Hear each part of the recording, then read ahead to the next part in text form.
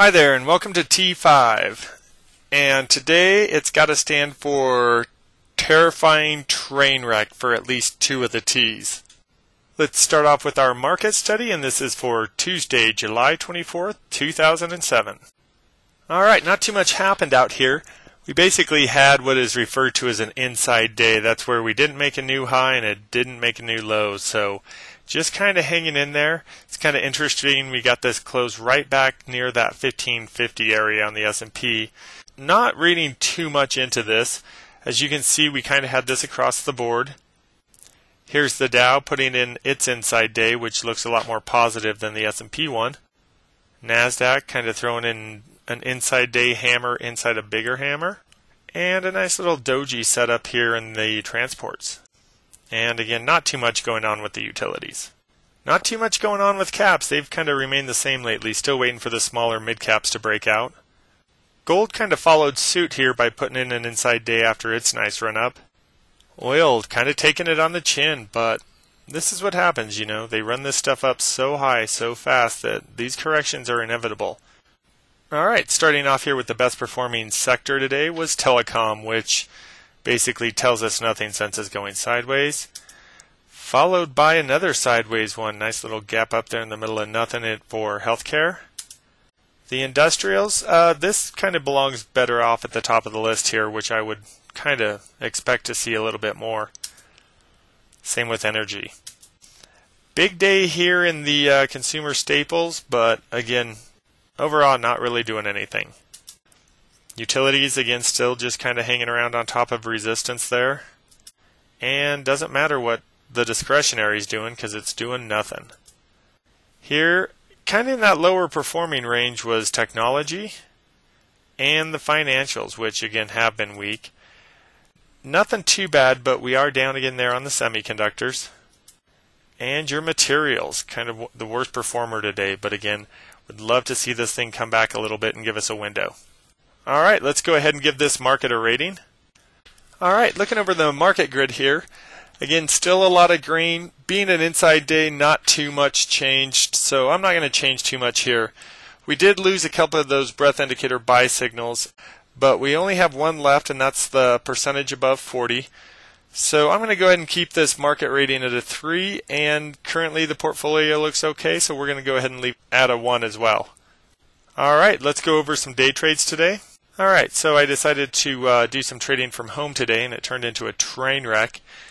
My stock picking was good, but my execution and mechanics were horrendous. So let me kind of show you here. This is one that hit my list after this big gap down and missed this opportunity because I was off screwing off. So that's the first one I missed. The second one I missed here was again another great breakaway on the daily, and you'll see the nice little inside day there. Purely just distracted on these two trades. The other ones that were on my list, and again I only had 4, was this one that actually triggered late in the day and basically turned into about nothing.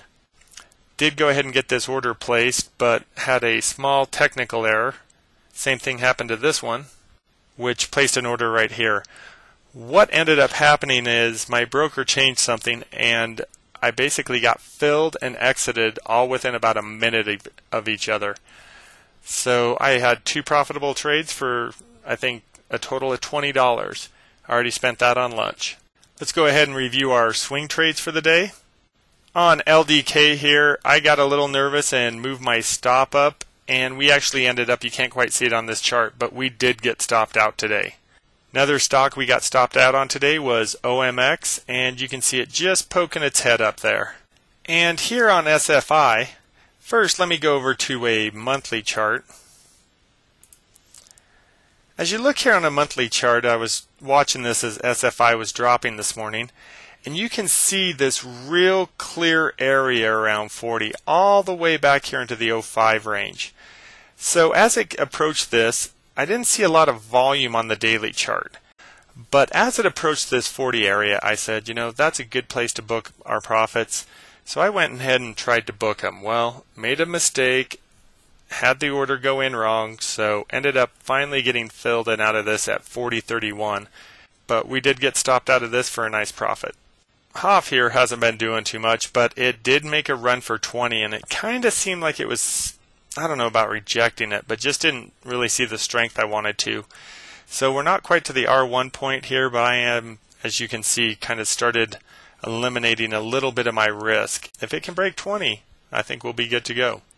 Here on CFC, you can see it's still just dropping down, and I've moved my stop a little tighter here. See if we can't get this thing under 34 tomorrow because of the inside day. Lehman Brothers, also an inside day, but I'm going to go ahead and risk this one. I'm going to leave my stop there. I'm going on vacation next week, and I'm planning on leaving my stop there for quite a while on this trade. Alright, got a few things here on the portfolio review. Kind of did some work here and came up with a few things for the portfolio dashboard. The first obvious that we always want to watch is our equity curve. Not quite enough data in there, but again, we'll watch this grow. The first one here is my risk not including profits based on where my stops currently are. This blue one here is my risk if I was to get stopped out of all my stops currently with the profits because my stop's better than break even. I've got a little bit of risk. It's basically all on some long positions because I have no risk currently on my short positions, as you can see there. Right here you can kind of see what's going on in my account. I've got about 18% long and 55% short working in the market, and currently not using any margin. Here's a chart of the S&P. As this goes, I'm going to go ahead and put some moving averages on the S&P, and that's what I'm going to kind of track my positioning around. And here is my performance versus the S&P 500.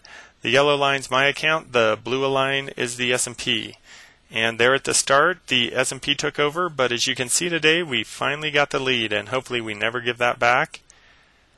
One thing I'm going to work on here, just out of curiosity, is an actual candlestick chart of my account with the highs, lows, opens, and closes.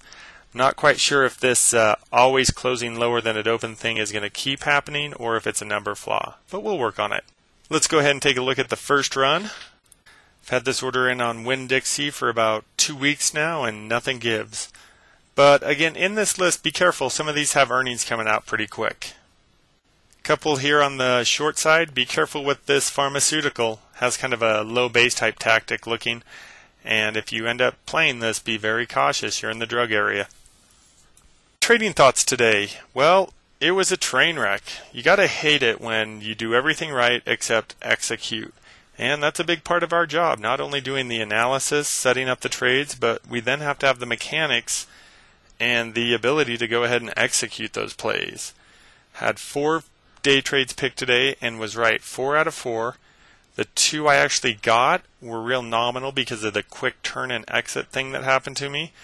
And the 2 better trades I actually just wasn't paying attention and didn't get them filled. So everyone has a bad day. Just thank gosh this thing didn't cost me anything. So that's probably the best bad day you can have, is one where you accidentally make money doing it. Alright, you guys have a good one, and we'll see you tomorrow. And remember, you can also get these at t5trading.blogspot.com.